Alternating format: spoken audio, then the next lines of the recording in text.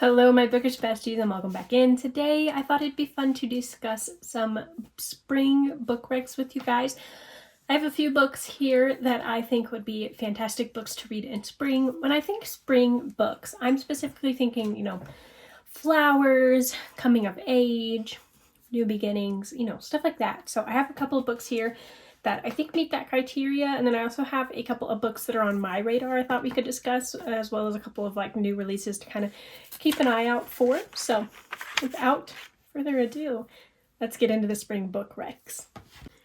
Okay, so the first book I would recommend for spring is actually one I just very recently read myself. This is The Rose Bargain by Sasha Payton Smith. This book is like if Bridgerton met something. It's very Bridgerton vibes, but also, like I said, there's something else that it reminds me of, but I can't quite remember what it is at this current moment. It's basically about a girl who joins these trials to, okay, I'm not explaining this well.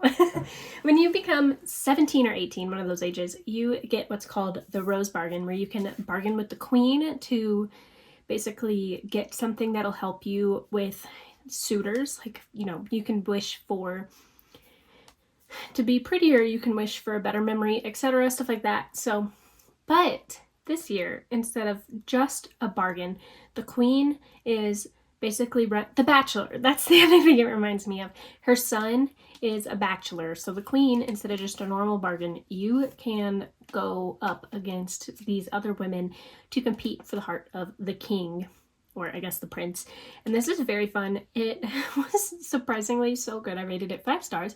And bonus, the second book comes out in April, like April 20th, somewhere around there. So if you pick this up right now at the beginning of spring, you will be able to read the second one super soon. This ends on one of those cliffhangers where I just kind of sat there and was like, I have to wait like 2 months to read this, because like I said, I finished it earlier this month. But yeah.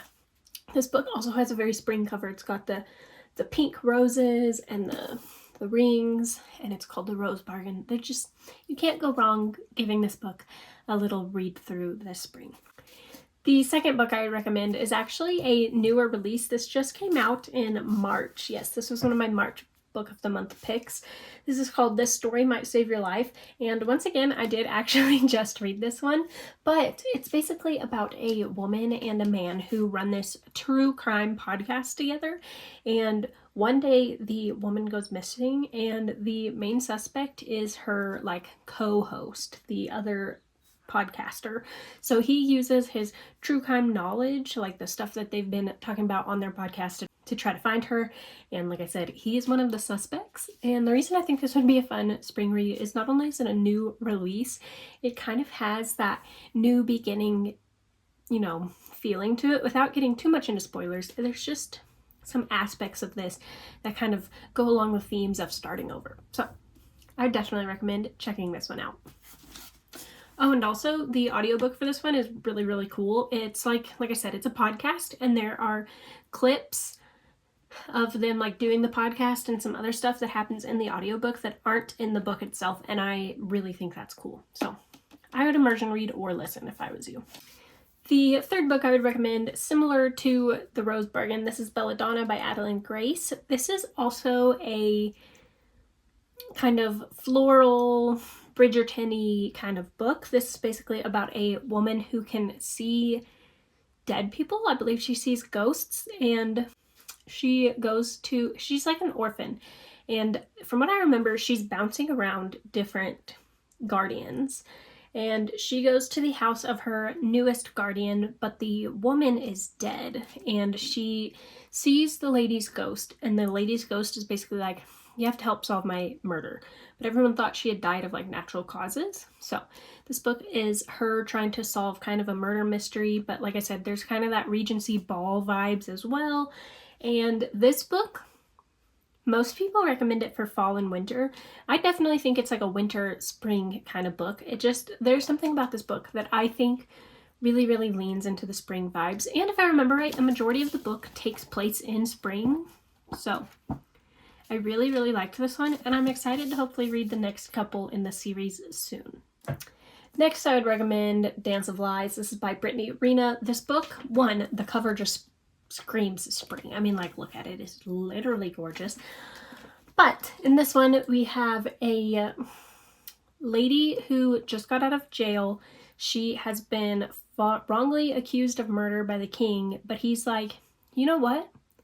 You can get out of jail if you go undercover and spy for me at this like big carnival that's happening at one of the other kingdoms. So she goes and she becomes a dancer in the carnival, and she does some undercover baddie spy stuff, and it is super cool. This is again one of those books that left me on the edge of my seat thinking, how am I going to possibly wait until this next book releases? But yeah, this one just kind of, it just gives spring in its essence, I feel like. Like it has the dancing and the florals and just, yeah. And the next book in this duology comes out in September, so if you read it now, you have plenty of time to still pre-order or pick up the sequel when it releases. Next, I would recommend The Conditions of Will. This is by Jessa Hastings. This book, like, fundamentally changed me as a person last spring when I read it for the first time, and I just could not recommend it enough. It deals with, you know, grief both on a religious and a, like, personal death kind of side. Like, it looks at both sides, and I just think this book is so traumatic in the best way possible. There's also romance in here. Basically, our main girl, Georgia, I believe her name is Georgia. Yep, Georgia is a body language expert who has kind of been estranged from her family, but when her, I believe it's her father dies. Yeah, so after her father dies, Georgia comes home from England. She's been living in England the past couple of years after becoming estranged.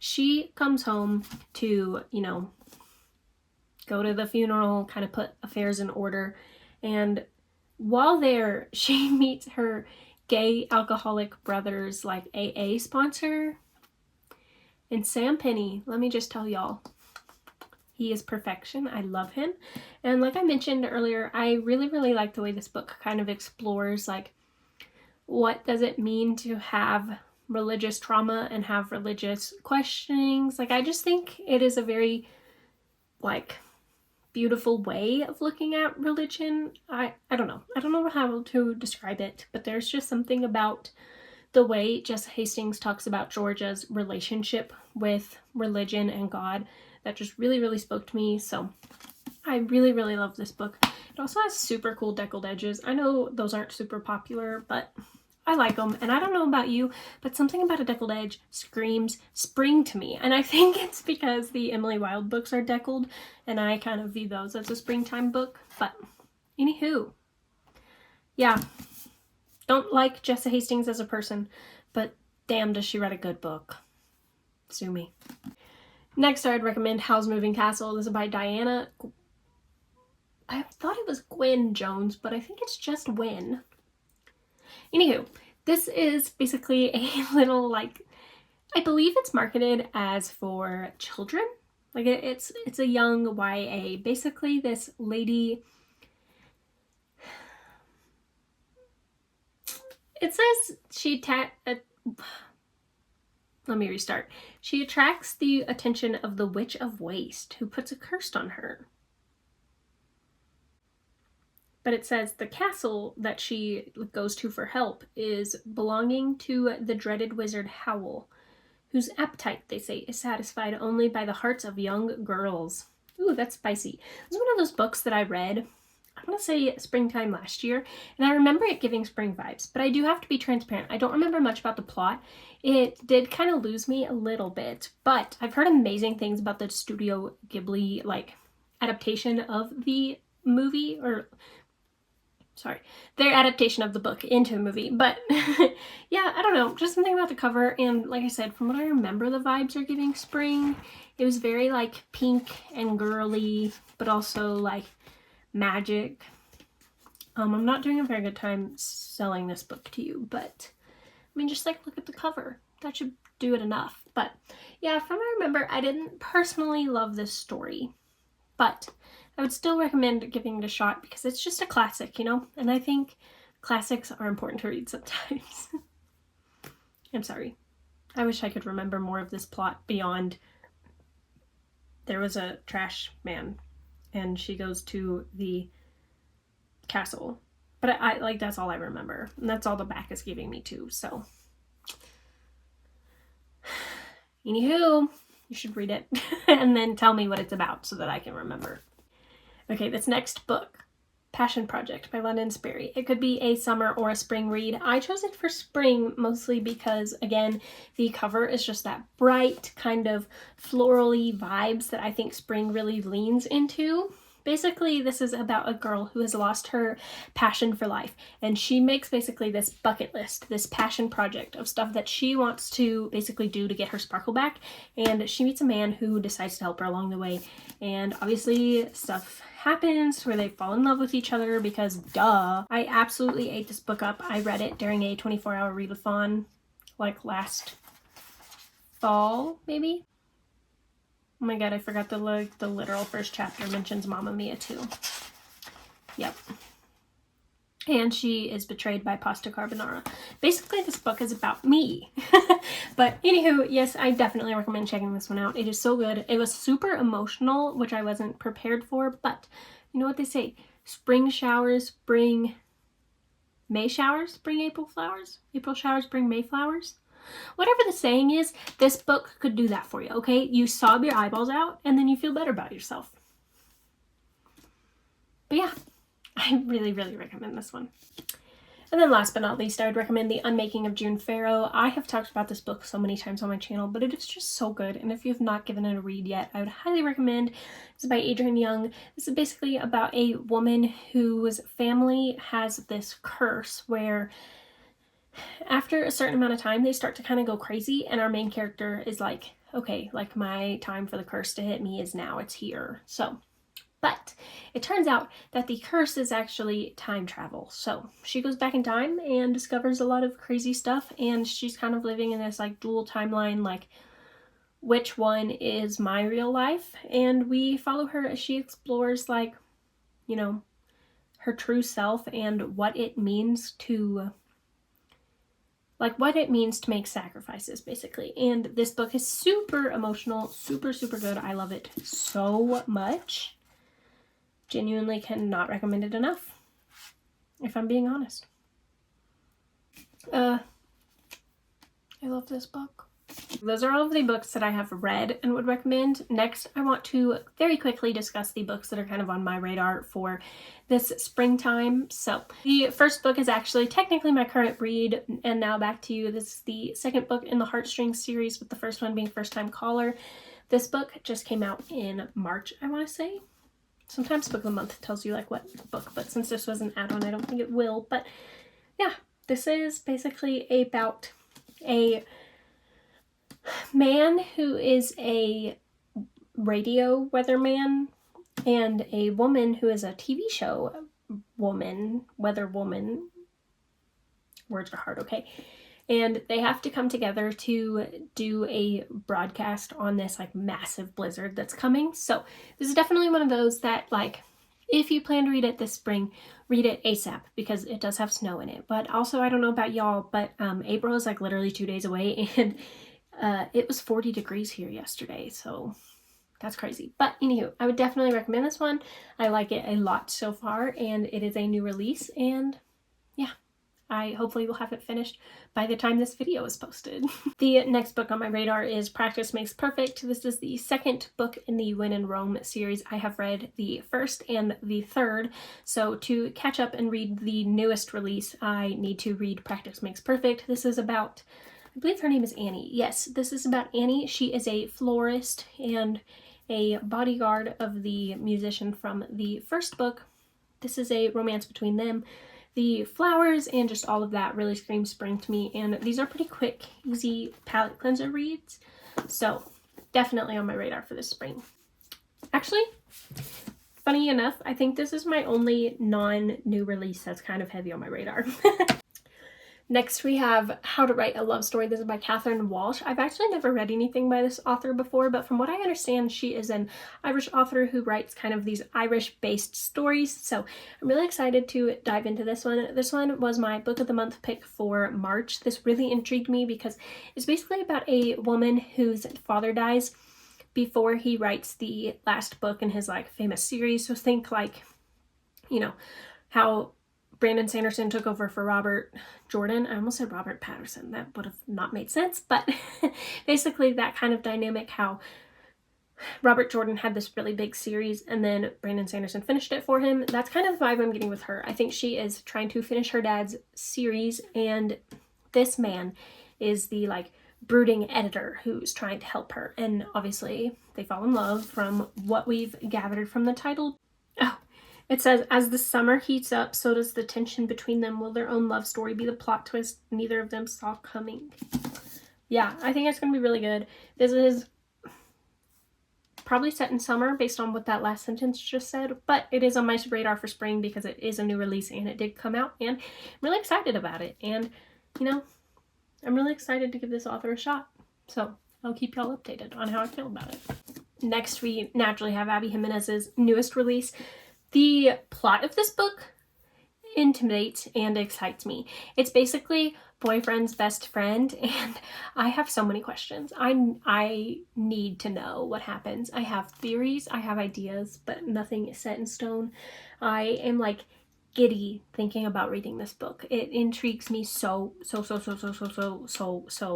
much. So it's probably gonna be one of my nextest reads. So keep an eye out for me reading this. Oh, and okay, if y'all know anything about me, I really like when you get a new hardcover. Oh, it only did it for like once, and it's sprayed and it like has that crispy like page separating sound. I don't know why I really like it. It's like my version of ASMR, but I love this copy I got with the super pretty end pages and the sprayed edges. Oh my god, I forgot her name was Larissa. Do we think Larry's gonna read this and like freak out? That's crazy. I also read a book recently where one of the main characters was named Lottie. Like all of these girlies on BookTube are getting their names into romance books. Where's mine? Where's Adrian? But like spelled like mine. It's not gonna happen, but a girl can dream. Anywho, I'm really excited to read this one. So you should read it too so we can be buddies. Another new release that I'm super excited about. This is No Matter What by Cara Bastone. From what I understand from the plot synopsis, this is about a married couple who go through this accident together and then they start to separate. Like they're both kind of like, ooh, the other person doesn't really like me anymore, so they both kind of become standoffish. And I believe this is a book about them kind of trying to rekindle their marriage. This one sounds super sad, but super good. And the cover, one thing Cara Bastone is going to do is freaking deliver on her covers, okay? This one is so pretty. I bet they rekindle their relationship in the end because it says this tender, slow burn romance. So I really hope they rekindle their romance, or they get divorced and their new romances are really good and like they end on good terms or something. But one thing I love about Cara Bastone, her books are always kind of on the shorter side. Like this is 312 pages, but they always pack such a punch. So I'm really excited to check this one out. Might need to wait until I'm a little emotionally stable to read it though, from the sounds of the synopsis. And then last but not least, on my radar, we got Everyone in This Bank is a Thief. If you watched I think that my most recent video, it was me going on a road trip to Dallas to actually meet Benjamin Stevenson. I love this series. It's the Everyone in My Family Has Killed Someone series. This one is basically about there are 10 suspects and 10 heists that happen in this bank. And Ernest, our like protagonist, is being held hostage in the bank. And he is writing the story so that in case he dies in the bank, someone can still solve like the murder that happens, I think. This one sounds super good. If it's anything like the rest of the series, I'm going to just freaking eat this up. I love this series, like I said. And also, I mean, in case you didn't see my road trip vlog, which you should definitely watch. It's very chaotic and I had a lot of fun recording it. But just in case you didn't see it, he did sign my book, Happy Sleuthing. So I'm really excited to see if I can solve this mystery along with Ernest. And yeah, I'm just really excited to read this one. I wish that like I could just read every book that has ever come out all at once, because this stack right here, this is some absolute bangers.